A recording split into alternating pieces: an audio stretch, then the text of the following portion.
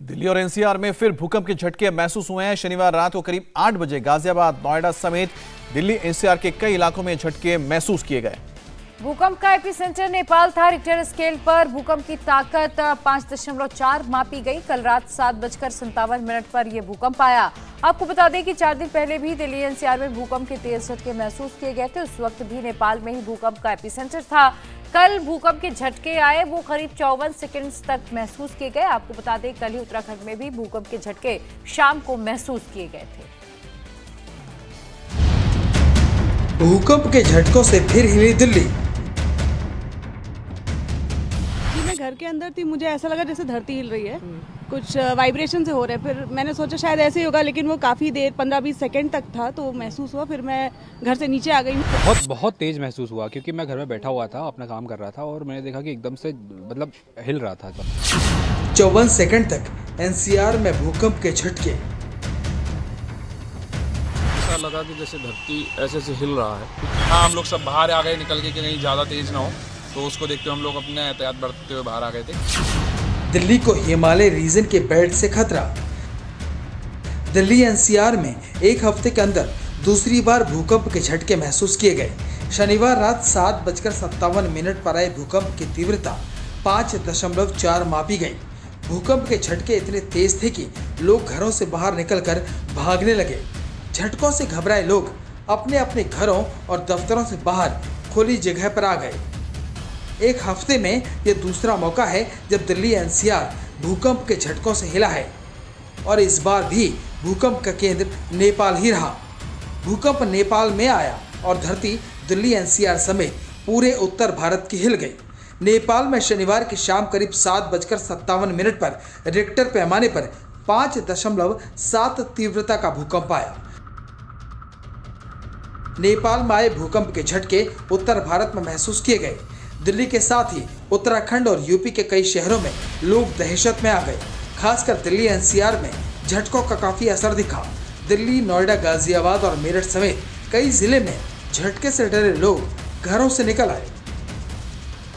जी, मैं घर के अंदर थी, मुझे ऐसा लगा जैसे धरती हिल रही है, कुछ वाइब्रेशन से हो रहा है। फिर मैंने सोचा शायद ऐसे ही होगा, लेकिन वो काफ़ी देर 15-20 सेकंड तक था तो महसूस हुआ। फिर मैं घर से नीचे आ गई हूँ ताकि सुरक्षित रहूं। अब बहुत तेज महसूस हुआ क्योंकि मैं घर में बैठा हुआ था, अपना काम कर रहा था और मैंने देखा कि एकदम से हिल रहा था। तो मैंने देखा मेरा पंखा हिल रहा था, तो मैं तुरंत भागा बाहर देखा कि काफ़ी लोग सब घर के बाहर निकले हुए थे और तब मेरे को रियलाइज़ हुआ कि बहुत तेज झटके थे, सभी को महसूस हुए झटके ये। और आज शाम को हम लोग बैठे थे अभी लगभग 8 बजे के आसपास, तो हल्के से भूकंप के झटके महसूस हुए। हम लोग गेस्ट हाउस में बैठे थे सभी लोग, तो देखा कि हल्का सा पंखा भी हिल रहा था। तो बहुत माइनर से क्या कहते हैं झटके थे, तो बाहर आ गए एकदम।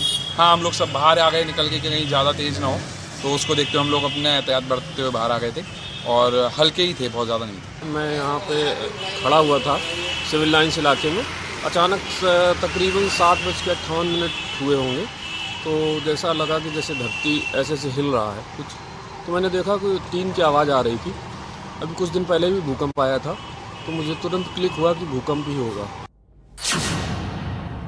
बहरहाल लोगों का एक ही सवाल है कि आखिर बार बार दिल्ली क्यों हिल रही है? दिल्ली में बार बार भूकंप के झटके क्यों आ रहे हैं? दरअसल दिल्ली एनसीआर का ज्यादातर इलाका भूकंप 5वें और 4थे जोन में है, इसलिए यहाँ के लोगों को सतर्क रहने की जरूरत है। दिल्ली एनसीआर के नीचे 100 से भी ज्यादा लंबी और गहरी फॉल्ट्स हैं। इनमें से कुछ दिल्ली हरिद्वार रिज, दिल्ली सरगोदा रिज और ग्रेट बाउंड्री वॉल पर हैं। इनके साथ ही कई सक्रिय फॉल्ट्स भी इनके साथ जुड़े हुए हैं। और मैं अंदर बैठा हुआ था, मुझे अचानक सा लगा कि शायद मुझे चक्कर आ रहे हैं।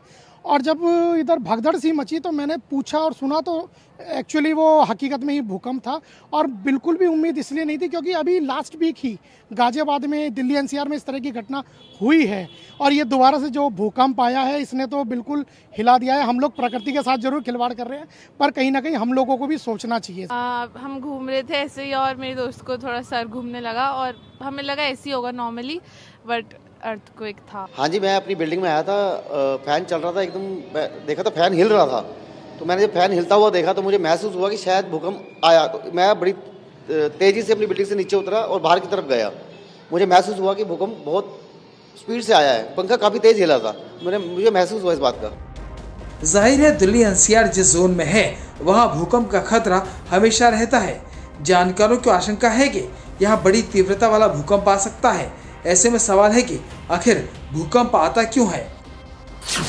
धरती के अंदर 7 प्लेट्स होती हैं। ये प्लेट्स लगातार चक्कर लगाती हैं। प्लेट्स जिन जगहों पर ज्यादा चक्कर लगाती हैं उसे फॉल्ट लाइन जोन कहा जाता है। बार बार टकराने से प्लेट्स मुड़ जाती हैं। प्रेशर ज्यादा बन जाता है तो प्लेट्स टूट जाती हैं। टूटने की वजह से एनर्जी बाहर आ जाती है। डिस्टरबेंस के बाद भूकंप आता है। इससे पहले 9 नवंबर की रात को भी दिल्ली एनसीआर समेत पूरे उत्तर भारत में आए भूकंप के झटकों ने लोगों को दहशत में डाल दिया था।